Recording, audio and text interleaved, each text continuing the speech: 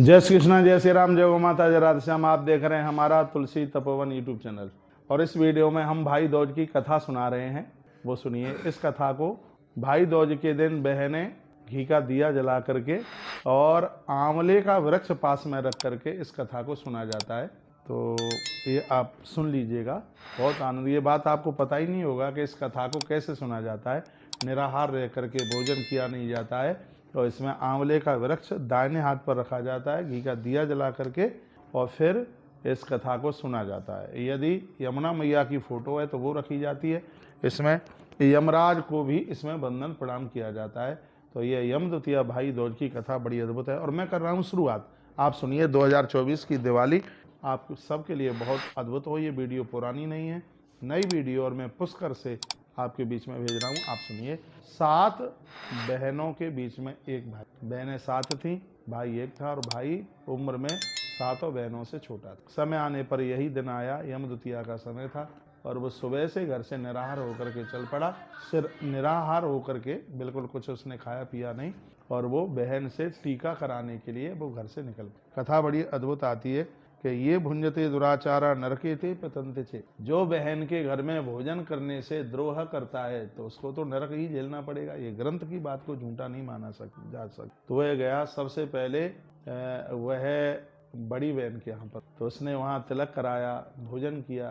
फिर वहाँ से वो दूसरी बहन के यहाँ चला, फिर वो वहाँ से तीसरी बहन के यहाँ चला। सबसे लास्ट में वह छोटी बहन के यहाँ पर, भाई दूज का समय था, बहन निराहार थी, पानी तक नहीं पिया, भाई का इंतजार कर रही थी। इतने में उसका भाई आया तो उस बिटिया के ससुर ने कहा, बहू तेरा भाई आया है। उसको तो बड़ी खुशी थी, छत पर चढ़ करके इंतजार कर रही थी, प्रतीक्षा कर रही थी। दौड़ कर नीचे उतरी, रपट गई, फिसल गई, घुटने छिल गए, लेकिन तो भी उसने कष्ट का एहसास नहीं किया। भाई के गले से वह मिली। तत्पश्चात उसने एक विधि पूर्वक तिलक किया, पटा बिछाया। पटे के सामने उसने चतुर्मुखा दिया जलाया। एक दिया उसकी थाली में जल रहा था, और उसने उसमें कुमकुम, रोली, और उसने उसमें हल्दी, दही की छटाक, और उसमें थोड़ा उसने जल डाल करके और भाई के भाल के ऊपर तिलक किया। तिलक करने के तत्पश्चात उसने भाई को भोजन कराया।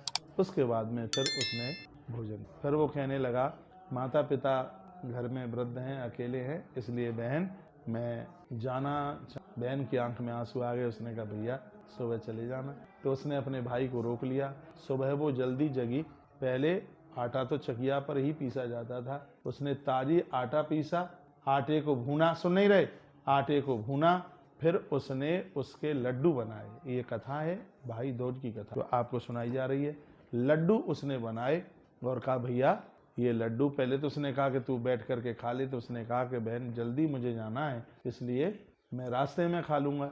तो उसने वो टिफिन बना करके वो लड्डुओं का वो दे दिया और कहा कि रास्ते में जब वह चला तो दोपहर का जो समय था, तो वह एक वृक्ष के नीचे बैठ करके उन लड्डुओं को खाने की बस तैयारी में ही था। पानी नहीं था, तो इधर उधर वो जल की व्यवस्था देख रहा था। इतने में क्या हुआ, आंगन में एक स्वान बैठा था इस बहन के आंगन में। तो जो उसमें से कुछ लड्डू बचे थे, उसमें से उसने एक लड्डू फोड़ा और वो स्वान के कुत्ते के सामने उसने डाला। कुत्ते ने, पंडित जी, जैसे उस लड्डू को खाया तो शीघ्र ही कुत्ते की मौत हो गई। बहन तो घबरा गई, डर गई, भयभीत हो गई कि हुआ क्या। तो उसने देखा, चाकी का पट्टा उठा के देखा, जिसमें एक सांप आटे के संग पिस गया। तो उस जहर के द्वारा वो कुत्ते की तो मौत हो गई। उसकी तो आंखें भर आई कि मेरा भाई आज नहीं बचा होगा। वो जैसी थी वैसे ही दौड़ पड़ी और चिल्लाती हुई जा रही थी कि भैया भैया भैया। भाई के हाथ में लड्डू बस लगाई था। देखो, ये भाई दूज पर भाई के भाल के ऊपर तिलक करने का ये प्रभाव है। ये शास्त्रों की बात गलत नहीं हो सकती। जो बहन भाई के भाल पर तिलक करती है, प्राण उसके कैसे बचते हैं। तो उसके हाथ में लड्डू और बस वो मुंह में डालने वाला था, इतने में दौड़ करके वो गिरी और उसने लड्डू उसको छीन लिया और कहा, भैया ऐसे ऐसे गलती हुई है, मुझसे चकिया चलाते समय एक सांप पिस गया, इसमें विष है, इसमें जहर है, ये तू ना खा। और उसने उन लड्डुओं को लेकर के जमीन में, धरती में उसमें गाड़ दिया, क्योंकि मैं इसको कहीं सरोवर पानी में डालूंगी तो पानी विषैला हो जाएगा और जीव जंतु मर जाएंगे। इसलिए उसको उसने उसमें गाड़ दिया।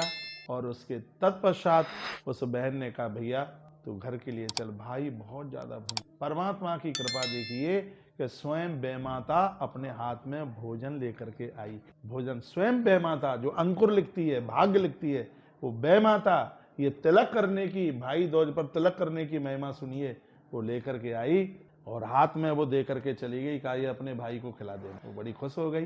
तो उसको कहा कि भैया तू ये भोजन कर, तब तक मैं तो तेरे लिए पानी लेकर, जल लेकर के मैं आती हूँ। तो वो जल लेकर के गई सरोवर के किनारे। तो वही बेमाता दूसरे रूम में वहां बैठी थी। तो उस बहन ने प्रणाम किया और कहा माता तुम कौन हो? उसने कहा मैं बेमाता हूँ और मैं सबका भाग्य लिखती हूँ। तो कहा अभी किसका भाग्य तू लिख रही है? उस बहन ने पूछा। कहा कि मैं तेरे भाई का भाग्य लिख रही हूँ। तो कहा क्या लिख दिया इसमें? कहा मैंने लिख दिया कि 3 प्रकार से तेरे भाई की मृत्यु होने के कुयोग बने। कहा वो कैसे? कहा पहली बार तो इसकी मृत्यु हो जाएगी, बहन लड्डू बनाएगी, सांप के जहर के द्वारा मृत्यु का इसका कुयोग है। कहा दूसरी बार जिस समय ये दूल्हा बन करके जाएगा ससुराल तो माथा टकराएगा ऊपर के दरवाजे में, तो गिरते ही इसकी मृत्यु हो जाएगी। और यदि वहां से भी बच गया तो जिस समय मंडप के नीचे बैठा होगा उस समय एक सिंह आकर इसको उठा करके चला जाएगा, इसके चिथड़े चिथड़े कर देगा। बहन की आंख में आंसू आ गए। उसी समय जल लेकर के आई। भाई ने भोजन किया, इसने जल पिलाया। कुछ ही दिनों के बाद में उसके भाई की शादी थी। भाई की शादी थी कुछ ही समय के बाद में, तो कुछ ही दिनों के ही बाद में शादी थी।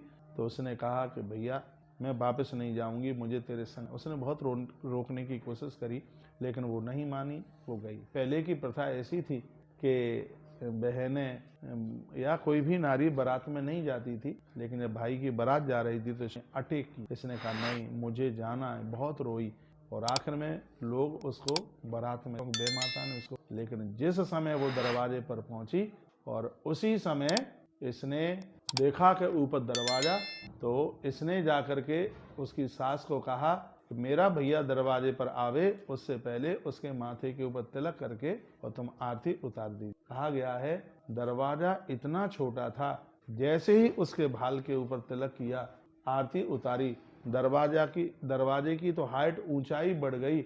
और कहा गया है तब से लेकर के आज तक यमराज आया, दरवाजे की पूजा हुई, वापस चला गया। तब से लेकर के आज तक दूल्हा पहुंचता है दरवाजे पर तो आज भी दरवाजा लिया जाता है। मालूम है कि इसलिए लिया जाता है। तत्पश्चात दूसरी बार मौत के कुयोग खत्म हो गए।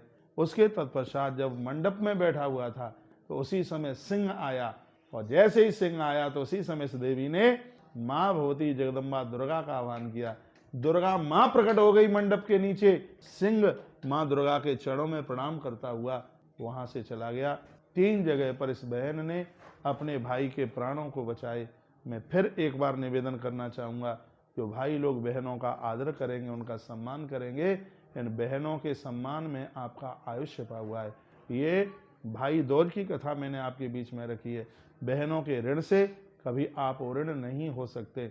बहन भाई के भाल के ऊपर तिलक करती है, इससे भाई की समृद्धि बढ़ती है, भाई का ओज तेज बढ़ता है और भाई के प्राणों की रक्षा होती है। यह हमने आपको भाई दूज की कथा सुनाई और आपको बिल्कुल ठीक लगी होगी। मेरी सभी बहनें इस कथा को आगे के लिए बढ़ाएं, इसलिए बढ़ाएं कि इस कथा के सुनने से भाई की उम्र बढ़ेगी और बहन की मांग का सिंदूर भी शाश्वत होगा। इसमें बहन और भाई का स्नेह छिपा हुआ है, लाड़ प्यार छिपा हुआ है। भाई दूज की सभी बहनों को बहुत बहुत मंगलमय बधाई और शुभकामनाएं।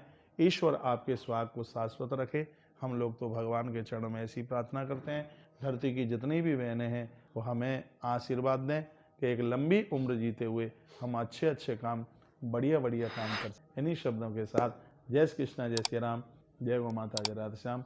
वीडियो अच्छी लगी है तो इसको आगे जरूर भेजिए और चैनल से पहली बार जुड़े हैं तो सब्सक्राइब करना ना भूलें। हर हर महादेव, घर घर महादेव। आपका निमंत्रण गोपाष्टमी पर वृंदावन गौतीर्थ तुलसी तपोवन गौशाला पधारिए। हम और आप मिलकर के गौ माता का पूजन करेंगे। भाई दूज को लेकर के एक वीडियो और अभी आपके पास भेज रहा हूँ, वो ये है कि जब भाई आपके घर आता है तो भाई को कहाँ बिठा करके आप भोजन करें। मेरे सामने ग्रंथ लिखा है, इसमें वर्णन है कि भाई को कहाँ बिठाकर आप भोजन कराएंगे। उस वीडियो को जरूर सुनिए। धन्यवाद, वीडियो पूरा सुनिए।